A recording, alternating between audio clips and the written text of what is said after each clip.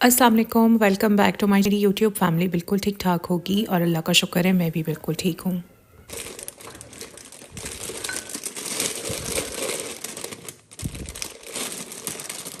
अक्टूबर 2024 से ना मेरी लाइफ कुछ अजीब सी हो गई थी। अचानक से ऐसा फील करना कि जैसे लाइफ में मेरा इंटरेस्ट ख़त्म हो गया है, किसी काम में किसी चीज़ में मुझे दिलचस्पी नहीं रही है। मैं ख़ुद को बहुत ज़्यादा दूसरों से अलग थलग करती जा रही थी। मैं फ़ील कर रही थी कि मैं आइसोलेटेड होती जा रही हूँ बहुत ज़्यादा। कहीं बाहर जाने का दिल नहीं करता, किसी से मिलने का दिल नहीं करता। हाँ, कहीं ज़बरदस्ती बहुत ही मजबूरी के तहत जाना पड़ जाए तो मैं चली जाती थी, अदरवाइज़ मैं बिल्कुल अवॉइड करती थी। जो मेरे सब्सक्राइबर्स हैं उन्हें बहुत अच्छी तरह याद होगा कि अक्टूबर में ही मैंने एक व्लॉग बनाया था जिसमें मैंने अपने सब सब्सक्राइबर्स को कहा था कि मैं उनके लिए बहुत अच्छी अच्छी विंटर्स में वीडियोस बनाऊंगी, शॉल्स की वैरायटी दिखाऊंगी, स्वेटर्स की वैरायटी दिखाऊंगी, सर्दियों के कपड़ों की वैरायटी दिखाऊंगी। और मेरे पुराने व्लॉग्स इस बात की गवाही हैं कि मैं इन सारे ट्रेंड्स पर वीडियोस बनाती रही हूँ। बट इस बार मैं कुछ भी नहीं कर सकी, सिर्फ मेरी अपनी तबीयत की वजह से। मुझे अपने घर वालों के लिए कुक करना बड़ा अच्छा लगता था, अभी भी बहुत अच्छा लगता है। बट मैं बात कर रही हूँ अक्टूबर 2024 की, जब मेरी ये सारी हालत हुई। मैंने कुकिंग करना छोड़ दी। कुकिंग तो मैं करती थी, ऑब्वियसली मुझे ही करनी थी, लेकिन मैंने टिपिकल कुकिंग शुरू कर दी। मतलब गोभी गोश्त, आलू गोश्त, खिया गोश्त, chicken kadai, biryani, pulao, these are the typical dishes जो हमारे घर में बन ही रही होती हैं। तो बस मैं जल्दी जल्दी ये बना देती थी।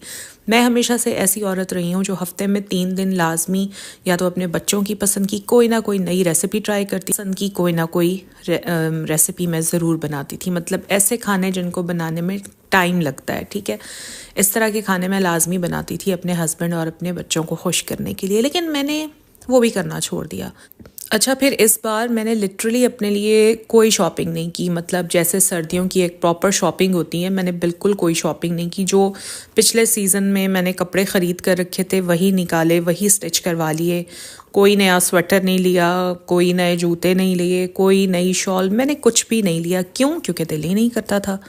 फिर मुझे फ़ारिग टाइम में टीवी देखना बहुत अच्छा लगता है और उस वक्त भी बहुत अच्छा लगता था। लेकिन अचानक से क्या हुआ कि मैं एंटरटेनमेंट के लिए टीवी ऑन ज़रूर करती थी, लेकिन या मैं चैनल्स चेंज करती रहती थी। अगर नेटफ्लिक्स लगाया है तो उस पर बार बार सीज़न चेंज करती रहती थी। कोई मूवी लगाती थी तो फोकस ही नहीं हो पाता था मेरा, बार बार मैं मूवी चेंज कर देती थी और बिलाखिर मैं टीवी बंद कर देती थी। ऐसा लगता था जैसे मेरे ब्रेन पर ना कोई फॉग सी आ गई है। मुझे समझ नहीं आ रहा, मैं किसी चीज़ पर फोकस नहीं कर पा रही। और सबसे बढ़कर मेरा पैशन, मेरा यूट्यूब चैनल, मेरी वीडियोस, मैं उस पर भी फोकस नहीं कर पा रही थी। और ये टाइम, पता है, मेरा ऐसा टाइम था जिसमें मैंने बच्चों से भी तो बात ही नहीं करनी चाहिए, तुम 24 घंटे गुस्से में रहती हो। और मुझे समझ नहीं आता था कि गुस्सा किस चीज़ का है। अच्छा, फिर मैं वेट लॉस डाइट पर थी। Still I am on weight loss diet, I am hypothyroid. मैं बहुत बार बता चुकी हूँ, जिसकी वजह से मुझे एक आम आदमी से 20 गुना ज़्यादा मेहनत करनी पड़ती है वेट लॉस के लिए। मैं उस वक्त वेट लॉस डाइट पर थी और माशाल्लाह बहुत अच्छे तरीके से मैं अपना वेट लूज़ कर रही थी। और मैंने बड़ी जल्दी ऑलमोस्ट 16 kg मैंने अपना वेट लूज़ कर लिया था। बट सडनली मुझे उस टाइम पर यह फील होने लगा, मुझे ना खाने पीने में प्लेजर फील होने लग गया। सच पूछे तो मुझे ये नहीं समझ आ रहा था कि मेरी उदासी की वजह क्या है, मेरे अनहैप्पी होने की वजह क्या है। तो मैंने फिर अपनी वो खुशी ना खाने पीने में ढूंढना शुरू कर दी।